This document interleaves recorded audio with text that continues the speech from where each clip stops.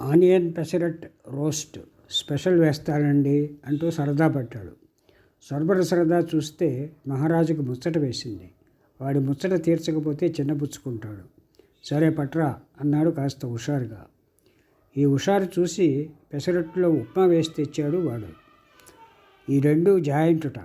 11 అణాలు bill చెల్లించి చల్లగా యువతలకు వచ్చాక ఇల్లు జ్ఞాపకం వచ్చింది. హోటల్ వాడు కొల్లగొట్టాడు. ఇంట్లో బియ్యపు గింజ బొగ్గు ముక్క లేవన్న విషయం మరపించి తనని మేపారు వెధవలు. చీ అనుకున్నాడు మహారాజు. ఇంకా 5 అణాలు మిగిలింది. అయినదెలాగా అయింది. వచ్చిన కష్టం రానే వచ్చింది. అందుకని ఓ అణా పెట్టి స్పెషల్ మిఠాయి కిళ్ళి, అణన్నర పెట్టి స్పెషల్ హై క్లాస్ సిగరెట్ ఒకటి కొన్నాడు. పక్క కొట్లోకి వెళ్ళి అణన్నరకి దక్కన పెట్టే అర్ధన అగ్గిపెట్టే కొనేశాడు. మిగతా అర్ధన ముష్టి వేశాడు. సిగరెట్ తాగుతుండగా అతనికి ఇల్లు జ్ఞాపకం వచ్చింది. ఇంటి దగ్గర ఏమైపోతుందో. బహుశా తన కోసం చూసి ఆవిడ అప్పు తెచ్చి ఉంటుంది. దొరికిందో లేదో. చెంబు తాకట్టు పెడితే కానీ తనకే దొరకలేదు అప్పు. మహారాజుకి రోత పుట్టింది. సంసారం మీద, తన మీద కూడా. ఉత్తర క్షణాన పౌరుషం వేసింది. పట్టుదల హెచ్చింది. 10 రూపాయలు కళ్ళ చూడందే కొంప చూడకూడదనుకున్నాడు. పొరుగుళ్ళో మిత్రులు ఉన్నారు. కాళ్ళ వేళ్ళ పడి అయినా అప్పు సంపాదించాలనే పట్టుదలతో ట్రంక్ రోడ్డు ఎక్కాడు మహారాజు. 11 గంటలు కొట్టింది యువరాజు కథ. 11 గంటలు కొట్టింది గడియారం. గ్రంథాలయం గుమాస్తా తలుపులు మూస్తున్నాడు. నిద్రపోతున్న యువరాజుని లేపి ఇంటికి వెళ్ళమన్నాడు. ఎవరింటికి అన్నాడు యువరాజు ఆవలిస్తూ, బయటకు వస్తూ, కళ్ళు తెరుస్తూ. జేబులోని రూపాయి బిళ్ళ గరుకులని ఆప్యాయంగా ప్రగాఢంగా అదిమాడు. నీ జుట్టు చిందరవందరంగా ఉన్నా, నీ కళ్ళు లోతుకు పోయినా, నీ బుగ్గలు గుంటలు పడినా నువ్వు బాగున్నావోయ్ అంది. కిళ్ళి కొట్టు అద్దం. ఘాటైన చార్మినార్ దమ్ము లాగాడు యువరాజు. బాగా మెలకు వచ్చింది. మనస్సు తేలిగ్గా ఉంది. ధీమాగా అడుగు సాగించాడు బజారు వైపు. ఈ రూపాయి ఖర్చు అయిపోయేలోగా ఏదైనా పెద్ద పని చేసేయాలని మనసు ఉబలాట పడుతోంది.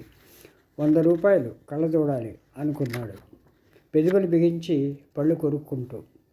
మనసు కులాసాగా, జేబు దిలాసాగా. ఇలా ఉన్నప్పుడే నలుగురిని చూసి ఉద్యోగాలు అడిగేయాలి. ఇప్పుడు ధీమాగా అడగచ్చు. వాళ్ళు ఉద్యోగం ఇవ్వకపోయినా దర్జాకి హోటల్కి పోయి 1-2 కప్పులు కాఫీ తాగేసి 4 సిగరెట్లు కాల్చేయవచ్చు. రూపాయి బిళ్ళ అంచుని చూపుడు వేలుతో తడిమాడు. శక్తి విజృంభించింది. ఆలోచనలు ఇనుమడించాయి. గుమాస్తా ఉద్యోగాలకి ప్రయత్నాలు నెమరు వేశాడు. ఒక కంపెనీ ఉంది. దాని మేనేజరు సారస్వత ప్రియుడట. కాస్త కథలు రాసేవాళ్ళంటే సరదాట. తనకి కథ రాయటం రాదని కాదు కానీ ఇంతవరకు రాయలేదు. ఇప్పుడు రాసి ఎందుకు, ఎవరి చేతులన్నా రాయించి, చిచి, మంచి ఇంగ్లీషుది కాపీ కొట్టి అంతకన్నా అనువదిస్తే మేలు. వాడి పేరు గిరాకీతో తన కథ పడుతుంది. అది చూపిస్తే కథలు రాసే మేనేజర్కి అభిమానం పుట్టుకొస్తుంది. తోటి సోదరుడని ఉద్యోగం పారేయొచ్చు సానుభూతితో. దూసుకుపోయిన కారు వెంటపడ్డ తన కళ్ళు కారులో అమెరికన్ ఇంజనీరుని, అతని తాలూకు కూతుర్ని చూశాయి. చేతిలో ఉన్న చార్మినార్ పీక వంక దీక్షగా చూశాడు. అప్రయత్నంగానే ఇంజనీర్ కూతురుతో ఇంటర్వ్యూ ఊహించాడు. రంగురంగుల దృశ్యం కనపడుతోంది. తను హై యాంకీ ఆశతో మాట్లాడేస్తున్నాడు. ఇంజనీర్ కూతురు, ఆ పిల్ల నాన్న ముందర ముచ్చటపడి ఆ పైన విస్తుపోయారు. మీకు ఇదంతా ఎలా పట్టుబడిందండి? నాకు అమెరికా అంటే చాలా అభిమానం. నేను మీ సినిమాలు తెగ చూస్తా. నేను కథ రాశా అమెరికాకి పంపుదామని. మాకివ్వండి, మేము దాని సంగతి చూస్తాం. ఇంజనీర్ కూతురికి తను రాసిన కథ అందిస్తుండగా చేతులు తగిలినందుకు ఒళ్ళు జలదరించింది యువరాజుకి. ఆ కులుకుతో రోడ్డు మీది మామిడి టంకని విలాసంగా తన్నబోయి కంకర్రాయిని తన్నేశాడు. ఇంజనీర్ కూతురుతో ఇంటర్వ్యూ నుంచి హఠాత్తుగా మేలుకొన్నాడు భూపాల రాగంలో. అబ్బా అని పొట్టదవేలు రక్తం చూసుకుంటూ దెబ్బకి తలలో నరాలు కంపించాయి. ప్రాణము జిల్లార్చుకుపోయింది. నడక ఆపి ఓ చెట్టుకు చేరగలి నిలబడ్డాడు. మండే మధ్యాహ్నం మధ్య నుంచున్న ఎండిన మోడు మీద నుంచున్న 2 కాకులు కావు కావుమన్నాయి. అవి అక్కా చెల్లెళ్ళు.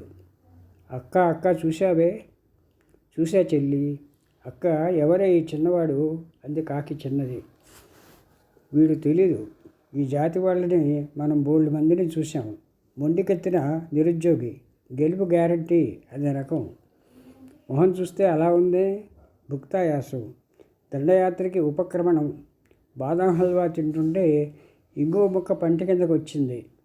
చూడలే. ఇప్పుడే ఓ ఇంజనీర్ కూతురుతో ఇంటర్వ్యూ. భోంచేశాడు. కడుపు నిండేలా భోంచేసిన మత్తులో కంకర్రాయిని తన్నాడు. వేలు బద్దలై మేలుకొన్నాడు. మళ్ళా బద్దలైంది. వేలు కాదు, వేలు బద్దలు కాలేదు అని నత్త చెప్పుకుని ముందుకెత్తుతున్నాడు. ఇలా ఇంటర్వ్యూలు, ఆశలు భోంచేస్తూ ఉంటాడులే. చిన్న కాకికి సరదా పుట్టింది. రెట్ట వేస్తే అంది ఉత్సాహంతో. వేసి చూడు అంది అక్క అనుభవశాలిలా. చిన్న కాకి రెట్ట వేసింది.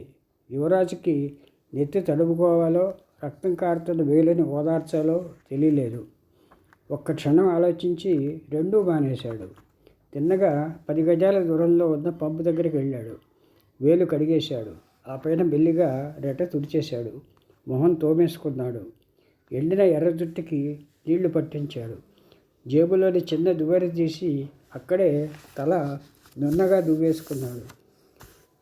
దువ్వుతుండగానే ఈలపాట మొదలెట్టాడు. బాధను మర్చిపోవడానికి. కాఫీ తాగాలనుకున్నాడు కూడా. తిన్నగా ఇంగ్లీష్ హోటల్కి వెళ్ళాడు.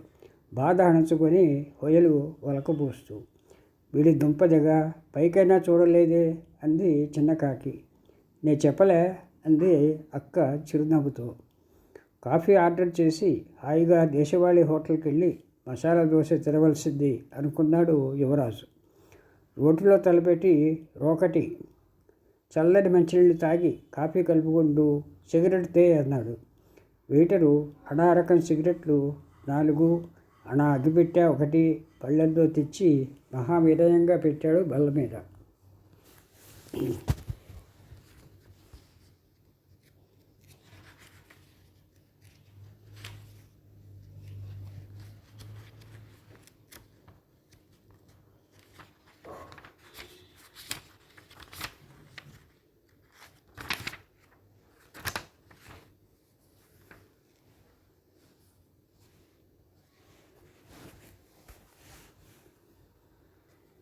కాఫీ 3 అణాలు, ఇవి 5 అణాలు, మొత్తం ₹100.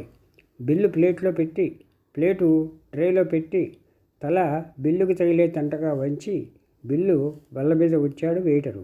నిర్లక్ష్యంగా పొగ వదులుతూ రూపాయి ప్లేట్లో ఉంచాడు యువరాజు. వెయిటరు 2 పావలా కాసులు తెచ్చాడు చిల్లర. యువరాజు గొంతులో వెలక్కాయ పడింది. వీడికి టిప్ ఇవ్వకపోతే పరువు తక్కువ. బేవార్సుగాడు అనుకుంటాడు.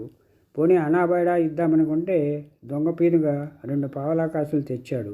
గోహోవింద అనుకుంటూ ఓ పావలా కాసు అతి నిర్లక్ష్యంగా తీసి జేబులో వేసుకున్నాడు. థ్యాంక్స్కి సంక్షిప్తం అంటూ అంతకన్నా నిర్లక్ష్యంగా ఆ పావలా తీసుకున్నాడు వెయిటర్. మండే మధ్యాహ్నం మీదకి మళ్ళీ వచ్చేశాడు యువరాజు. ఎండ మండుతోంది. ఆకలి వేస్తోంది. బస్సు ఎక్కితే అమ్మో ఉన్నది పావలా. ఇందులో బస్సా? చెట్టు మీద చెల్లి కాకికి జాలి వేసింది. పాపం ఎలాగే అంది.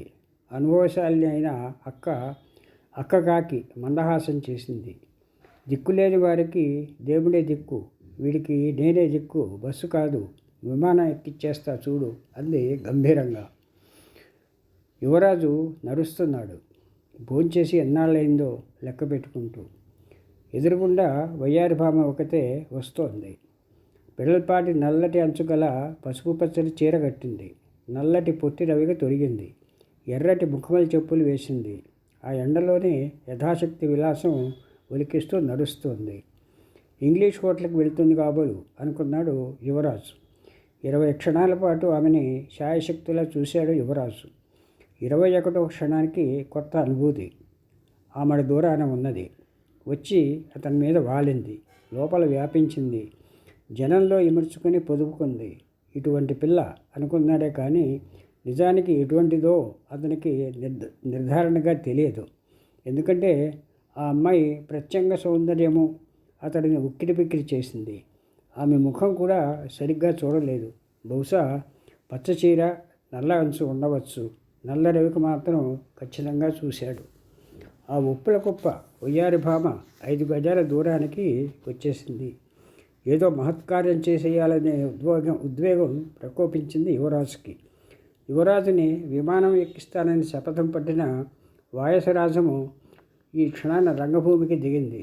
ఎడారి వరే పరుచుకున్న ఆ మధ్యాహ్న వేళ మకట్టగా ఉన్న చెట్లు మినహా సాక్షులు లేని ఆ రోడ్డు మీద నడుస్తున్న వయ్యారి భామ మీదకి వాయసాంగన చెంగున ఎగిరింది. కావుమంది. ఇంచుమించు ఆ పడుచు నెత్తిన నుంచి రెక్కలు టపటపలాడించింది. మళ్ళీ కావు కావు అంది. బావురు మంది వయ్యారి భామ. వెంటనే యువరాజు దుష్యంతుడి పద్ధతిలో ముందుకు ఉరికాడు. హూహూ అంటూ కాకిని బెదిరించి తరిమేశాడు.